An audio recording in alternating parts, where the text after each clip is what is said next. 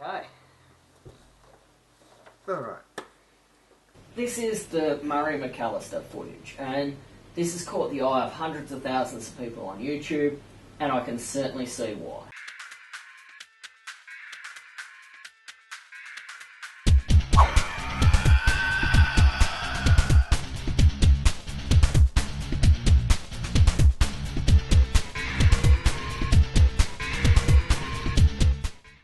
Yes, definitely. The T.R.U, we contacted him, he gave us permission to look at this footage and make this video, so thanks very much. And bottom line, the gate's not bad. It's probably a bit tall for sort of the spotted tail quoll, which has sort of got a similar gait, but I can see why people like this footage. So that's what you like about it? You like the gate? The gate caught my attention. It's Okay. not classic opposite to opposite trot. So and the way that moves like a devil or a quoll, Yep. so it moves like the large carnivore marsupials that For sure. we know. So, okay, I like the shape of it, I like the colour of it, what we can see. It's very pixelated. Yep. And yeah, the movement's just bonus, I think. Wouldn't it be difficult though? Heat of the moment. Imagine you're out in the field, handheld cam, you see an object hundreds of metres away and you zoom in on it. And the further you zoom in, the more it crops, the harder it is to keep it still. I mean, people are quick to criticise, but I mean, realistically, I couldn't get any better than that. Probably a million times worse. So, props for getting something out there. Well, that's right. People don't really realise how hard that would be, and I think Murray's done a great job. And the other thing is, our eyesight's much better than a camera. For sure. And Murray this must have caught his attention. He must have thought, Yep. Hang on. that's Thylacine, Yep. you know. So why even bother filming it unless you're sure that that's worth filming. Exactly. So what do you think? So that's interesting. Go either way on it. And I've done a series of drawings, or a few drawings on this to have a look at it. And some people say fox, and I could possibly see fox. Yeah. My gut instinct is fox. Mm. But I'd like to hear what you've got with your drawings for sure. Okay, well, you want to have a closer look at these drawings? Yeah. So the first second I've drawn this up, I've taken the shape. The shape to me looks a bit like a thylacine. I've added a few stripes and taken a few liberties here, and here's an artist's impression of the first second of that.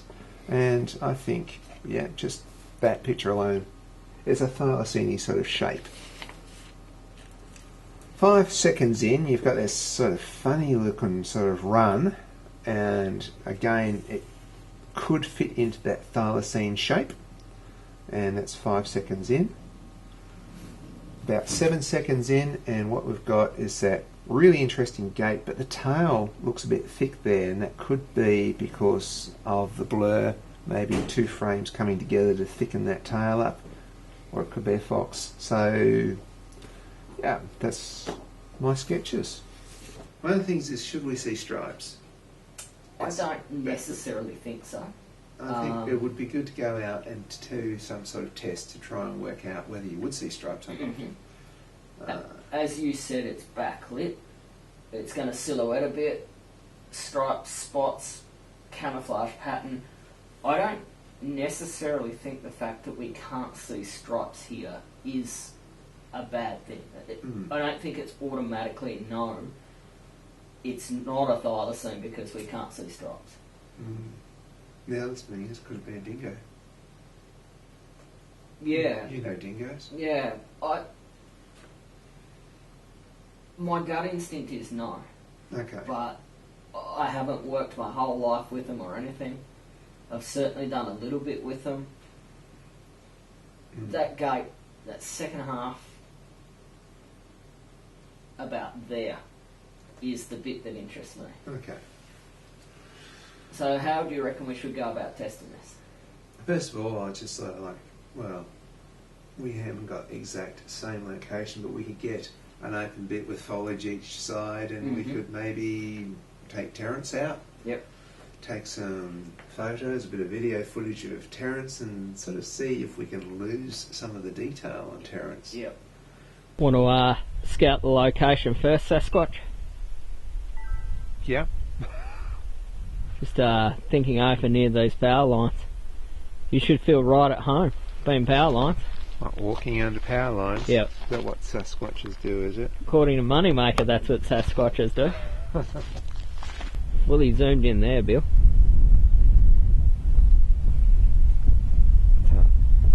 Yeah, to me it looks like I need to be right onto that fence line. I think I'll go back a little bit further. Which is handy because there is actually a fence in the film.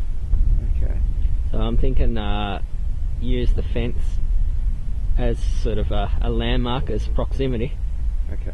We're going to need walkies to do this. Okay, I think so. No worries. I've got the laptop ready and we've got walkies. We'll just test them. Test. Yep, that worked. So basically you start walking up to that fence and we'll sort of just line up and see how it looks compared through the viewfinder to how it looks through that McAllister footage and try and recreate it. Okay then. See you there.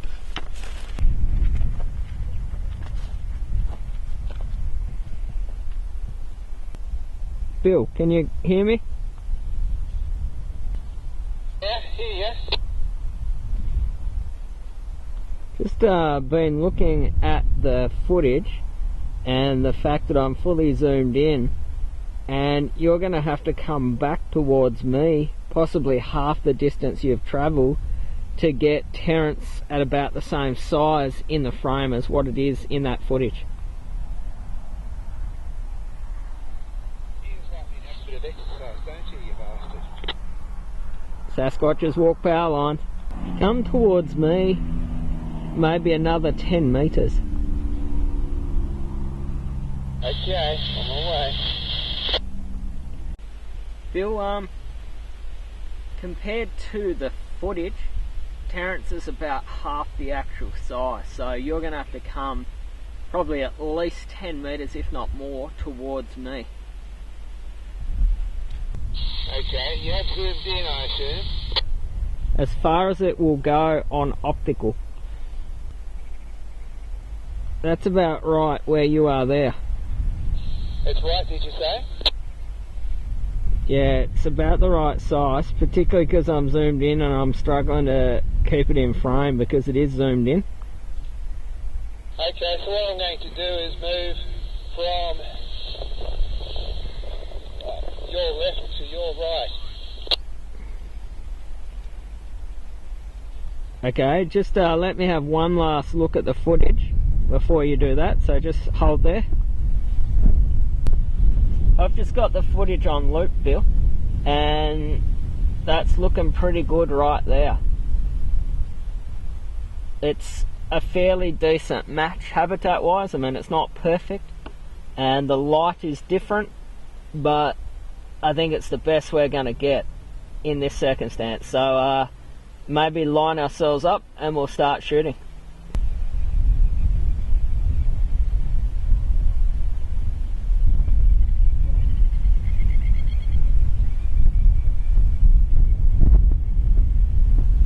And then it runs. Bill, just remember in the footage, the animal walks for about the first half, then starts bounding, disappears off into the trees. So we might just have to do that again, so it just matches up a little bit better.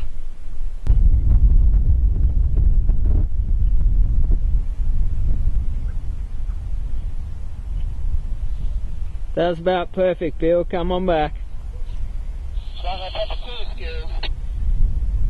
Perfect. So Bill, we've just come back from the field trying to replicate this Murray McAllister footage. Okay. And how do you think we went? Well, it's sort of similar, isn't it? Yeah, it's probably as best we're going to get. Yeah, and seriously, it doesn't prove either way. How so? Well, this is not exactly hard science, is it? This is trick of the eye sort of stuff. Yeah, funhouse effect. There's very little science in this, and it's just basically down to opinion. Does that look like a thylacine? Does it not? Yeah. How many people know how a thylacine really moves? There wouldn't Nobody, be that really? many people left that would have seen a thylacine pre-1936 Running like that. running like that. So, yeah, that makes it very hard to disprove. Exactly. Makes it very hard to prove. Yep.